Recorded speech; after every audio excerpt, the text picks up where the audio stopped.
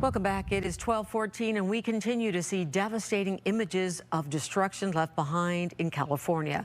This is video out of Studio City where the fires spread recently. You can see that home consumed with the fires and then part of it just collapses. You can also see firefighters working as fast as possible to save the home, but it looks like a losing battle. Thankfully, no injuries were reported in that area. And then take a look at this video from the Eaton fire. Flames consuming this building, and the building, as you can see here, it just partially collapses. Fire officials are urging people to stay clear of areas with flames so firefighters can do their work. And new video gives us an aerial view of the growing Palisades fire in Los Angeles.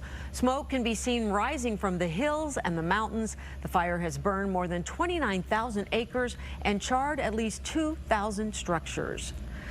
President Biden has canceled his final overseas trip to Italy because of these wildfires. He's staying in Washington, D.C. to monitor everything. He was scheduled to meet with the Pope, Italy's president, and the Prime Minister during a 3-day trip.